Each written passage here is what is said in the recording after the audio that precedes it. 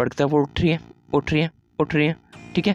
ऊपर आते आते क्या हो जाएंगी, ये ठंडी होती जाएंगी, ठंडी होती जाएंगी।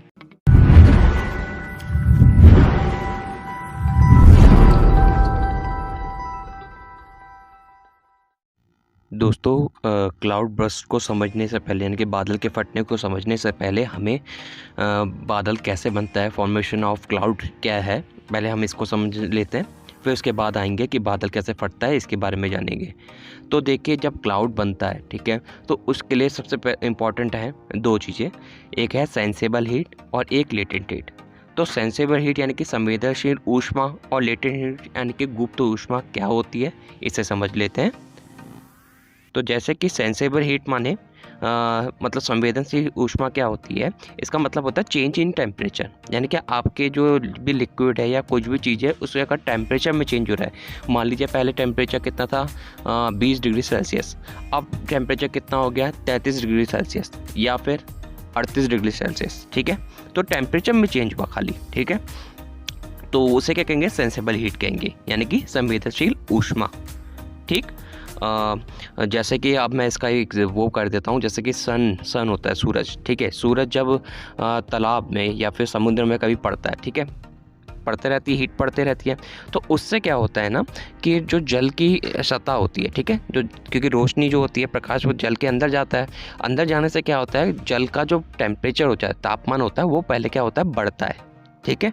तो वो बढ़ने से क्या होता है, इसकी सेंसेबल हीट यानी कि संवेदनशील ऊष्मा क्या होती है, बढ़ती है, जिससे क्या होता है, जो ऊपर के मॉलिक्यूल्स या अंदर के मॉलिक्यूल्स होते हैं वो मूव करने लग जाते हैं, पहले तो पैक होते हैं फिर मूव करने लग जाएंगे, ठीक है, मूव करते करते करते करते करने लग जाएंगे, ठीक है। अब इसके बाद समझ लेते हैं कि लेटेंट हीट क्या होती है। तो लेटेंट हीट का मतलब क्या होता है, चेंज इन फेज। फेज का मतलब क्या हुआ, सॉलिड का लिक्विड में, लिक्विड का गैस में, ये होता है फेज, ठीक है। यहाँ पर क्या होता है, लेटेंट हीट में क्या होता है, आपका टेम्परेचर चेंज नहीं होता, टेम्परेचर रहेगा, ठीक है। इसमें क्या होगा, फेज चेंज हो जाएगा। जैसे आपका क्या है, लिक्विड है तो लिक्विड से गैस में हो जाएगा, सॉलिड से लिक्विड में हो जाएगा, ठीक है। लेटेंट हीट का मतलब क्या हुआ, देखिए पहले जब सॉलिड के बारे में हम जानते हैं कि सॉलिड में क्या होता है, मॉलिक्यूल्स बहुत बहुत पास होते हैं, कॉम्पैक्ट होता है, ठीक है। लिक्विड में थोड़ा दूर होते हैं, और गैसेस में क्या होता है, बहुत दूर दूर होते हैं, ठीक है, मॉलिक्यूल्स। तो देखिए एक, अब मैं इसको आगे दिखा देता हूँ, जैसे कि देखिए यहाँ पर दिखा रेखा है, जैसे गैस में क्या होगा, बहुत दूर दूर मॉलिक्यूल्स होंगे, तो ये मॉलिक्यूल्स क्या करेंगे, आपस में पास आना चाहेंगे, लेकिन इनको दूर रखने के लिए, यानी कि इनके जो मतलब ये मॉलिक्यूल्स क्या कर रहे होंगे, आप आपस में पास आने वाले होंगे, अरे यार जल्दी जल्दी हम पास आ जाते हैं तो हम लिक्विड में कन्वर्ट हो जाएंगे, फिर लिक्विड से और पास आ जाएंगे तो सॉलिड में कन्वर्ट हो जाएंगे। तो ये पास आना चाहते हैं, लेकिन जो हीट है, जो ऊष्मा है, वो इनको पास नहीं आने दे रही है। वो कौन सी ऊष्मा है, गुप्त ऊष्मा। तो गुप्त ऊष्मा क्या करती है, जैसे कि दो मॉलिक्यूल्स हैं इसमें, ठीक है, उनको जो अट्रैक्शन फोर्स लग रहा है उसके अपोजिट जो काम कर रहा है वो है क्या है, लेटेंट हीट, ठीक है। मतलब मॉलिक्यूल्स को बहुत दूर दूर रख रही है, दूर दूर रखेंगे तभी तो गैस में कन्वर्ट होगा, तभी तो लिक्विड में कन्वर्ट होगा, है ना। तो लिक्विड हम समझ गए, सेंसेबल हीट क्या होती है और लेटेंट हीट क्या होती है। अब इसमें होता क्या है तो हम इसको देख लेते हैं। तीसरी चीज़ आएगी जब हम फॉर्मेशन ऑफ क्लाउड पढ़ेंगे, या अभी ये पढ़ रहे हैं, तो उसमें आएगी एक रिलेटिव ह्यूमिडिटी। रिलेटिव ह्यूमिडिटी का टेम्परेचर से क्या होता है, इन्वर्स प्रोपोर्शनल होता है, ठीक है। यानी कि टेम्परेचर अगर बढ़ रहा है तो रिलेटिव ह्यूमिडिटी कम होगी, और टेम्परेचर अगर कम हो रहा है तो रिलेटिव ह्यूमिडिटी बढ़ेगी, ठीक है। तो जैसा कि हम जानते ही हैं कि अर्थ से ऊपर की तरफ जाते हैं, जब हम अर्थ से ऊपर की तरफ यानी कि आसमान की तरफ जा रहे हैं, ठीक है, विक्षोभ जाते हैं ऊपर की तरफ जाते हैं, तो इससे क्या होता है, टेम्परेचर में कमी आती रहती है लगातार, ठीक है। तो देखिए तो क्या होगा, जैसे जैसे टेम्परेचर में ऊपर कमी आती रहेगी, ठीक है, जैसे यहाँ पर देखा है टेम्परेचर में, अगर देखो यहाँ पर मैं कह रहा हूँ टेम्परेचर में क्या हो गया, कमी आ गई। एक मिनट मैं इसको थोड़ा कम कर लेता हूँ, एक मिनट। अगर मान लीजिए हमने कहा टेम्परेचर में कमी आ गई, तो इसका मतलब क्या होगा, रिलेटिव ह्यूमिडिटी बढ़ जाएगी, इसका मतलब यही तो होगा। और रिलेटिव ह्यूमिडिटी बढ़ेगी तो मतलब क्या होगा, वो क्लाउड का फॉर्मेशन स्टार्ट हो जाएगा, ठीक है। तो इसी को रखना है। अब देखिए क्या हुआ, पहले तो कहता है हवाएं नीचे क्या थी, देखो एक गर्म हवा क्या होती है, हल्की होती है, और ठंडी हवा क्या होती है, भारी होती है। तो आप एक चीज़ बताइए, हल्की चीज़ उड़ जाएगी या भारी चीज़ उड़ जाएगी, हल्की चीज़ उड़ेगी ना। तो वैसे क्या होता है, गर्म हवाएं जो होती है, ठीक है, मैं यहाँ पर बना देता हूँ, जैसे ये है, ठीक है, अब ये जैसे गर्म हवा ये आ रही है ऊपर की तरफ, ठीक है, गर्म हवा ऊपर की तरफ उठ रही है, उठ रही है, उठ रही है, ठीक है। ऊपर आते आते क्या हो जाएंगी, ये ठंडी होती जाएंगी, ठंडी होती जाएंगी हवाएं, ठीक है। ठंडी होने से क्या होगा, इनकी टेम्परेचर देखो क्या होता है यार, ऊपर ऊपर जैसे जाते हैं वैसे ही गर्म हवाएं ठंडी होती आ रही है। ठंडी होने से क्या होगा, टेम्परेचर कम होगा। टेम्परेचर कम होने से क्या होगा, रिलेटिव ह्यूमिडिटी बढ़ेगी, और रिलेटिव ह्यूमिडिटी बढ़ने से क्या होगा, फॉर्मेशन ऑफ क्लाउड होगा, ठीक है। ये तो हो गया दो चीज़ें, ठीक है। अब इसके साथ एक चीज़ और इम्पॉर्टेंट है, वो क्या है, ड्यू पॉइंट, यानी कि जब तक जो टेम्परेचर है वो ड्यू पॉइंट तक नहीं पहुंचता, ठीक है, जहाँ पर वो फॉर्मेशन ऑफ क्लाउड हो जाता है, तब तक वो क्लाउड में कन्वर्ट नहीं होता। और दूसरा क्या होता है, आर्द्रगह नाभिक, यानी कि उनमें जो बूंदें हैं उनमें मॉइस्चर होना चाहिए, पानी होना चाहिए, तभी वो फॉर्मेशन ऑफ क्लाउड कर पाएंगी, ठीक है। तो ये सब चीज़ें, ड्यू पॉइंट, आर्द्रगह नाभिक, ठीक है, रिलेटिव ह्यूमिडिटी, ठीक है, ठीक है, ये होगी, ठीक। अब आगे देख लेते हैं।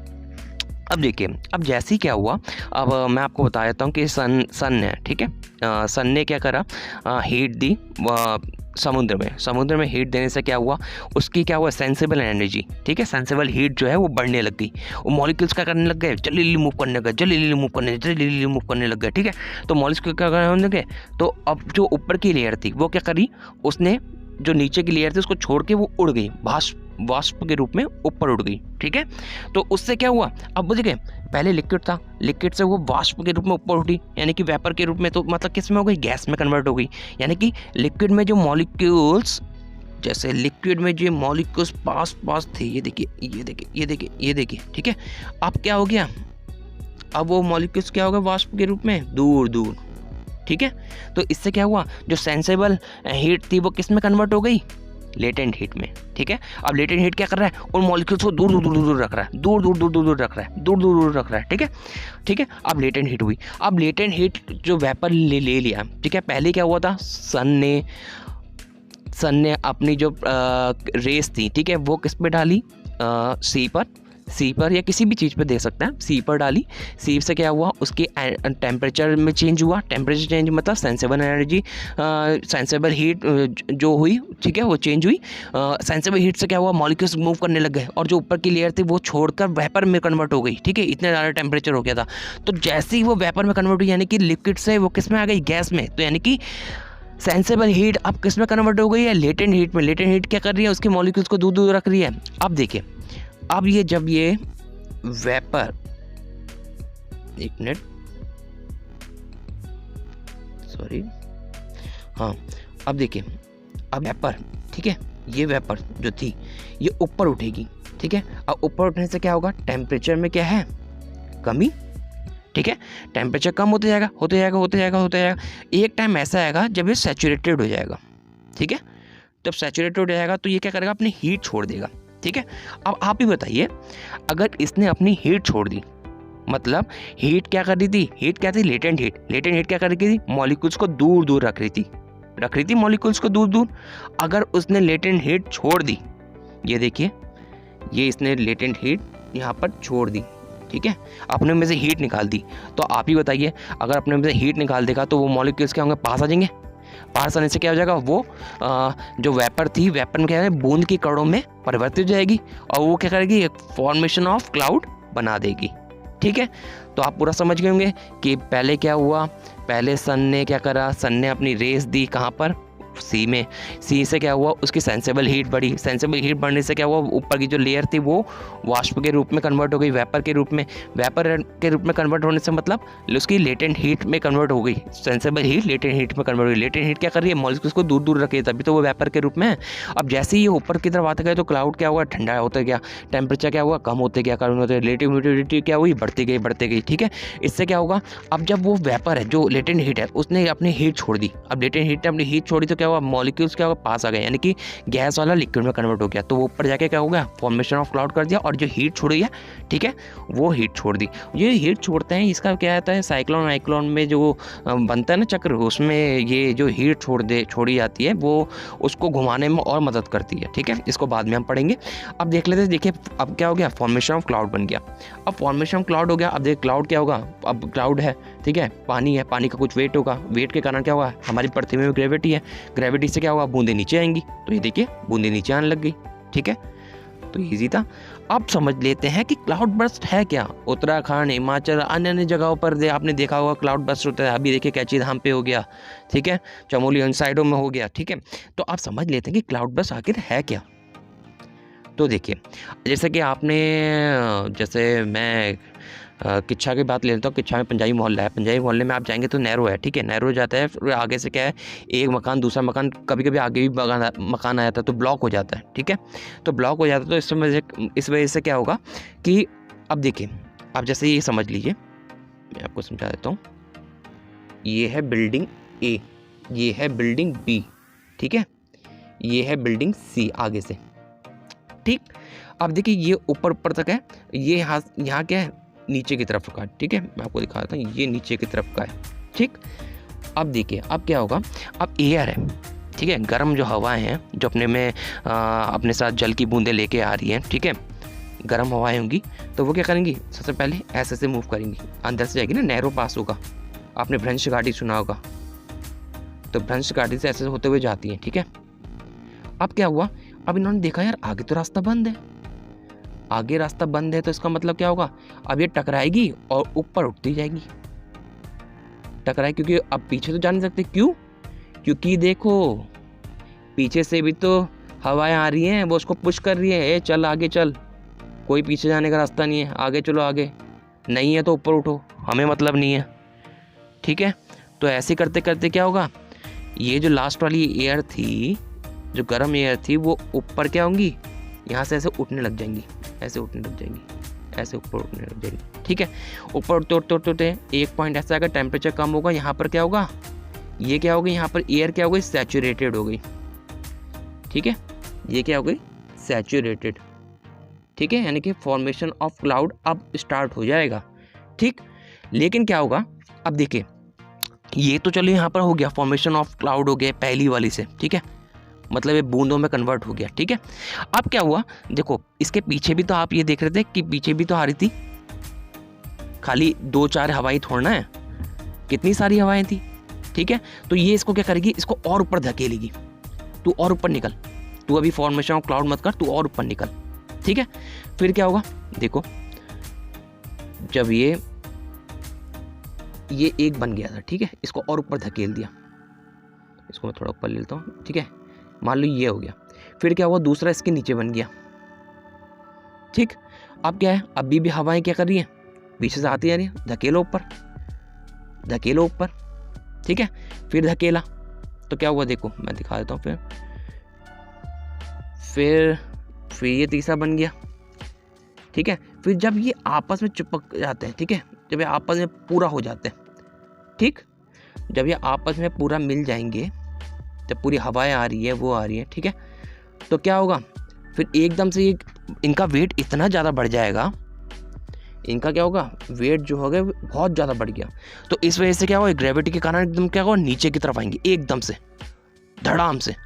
तो आप ये मान के चलिए, आपने गुब्बारा देखा होगा, आप गुब्बारे को नीचे से ब्लेड से काट दीजिए, छेद नहीं करना है, आप पूरा काट दीजिए, काटेंगे तो एकदम झस करके एकदम पानी नहीं आता, मुंह पे एकदम गिरेगा धस करके, तो वैसे ही पूरा का पूरा बादल फट जाता है, पूरा का पूरा बादल क्या होता है, नीचे की तरफ आ जाता है, जिस वजह से क्या होता है, बाढ़ आ जाती है।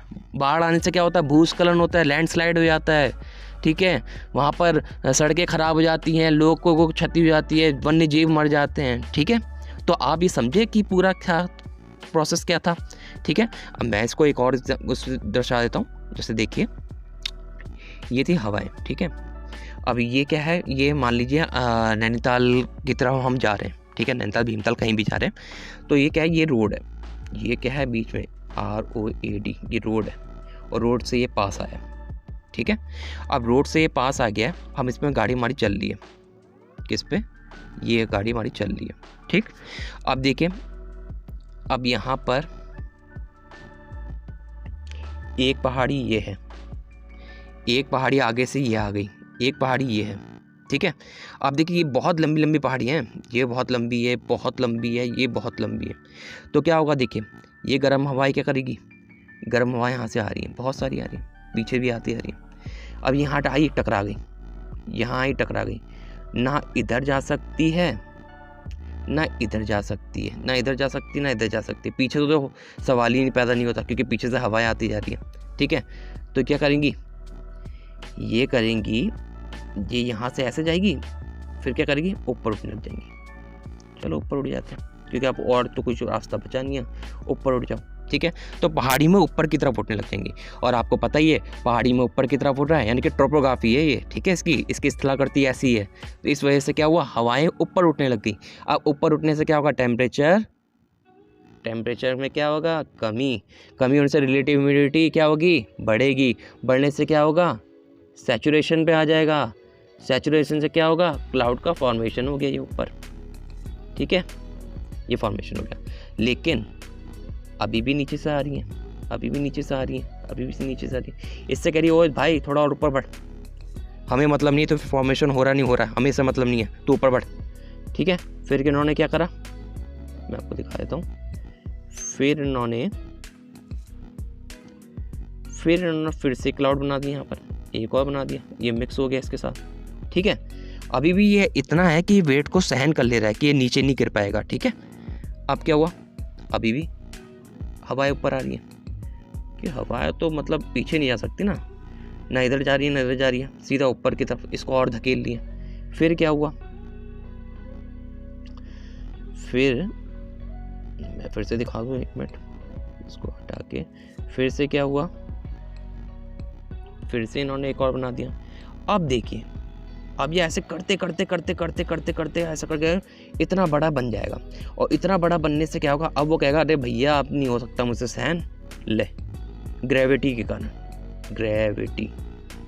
ग्रेविटी के कारण क्या होगा, नीचे धड़ाम से आएगा।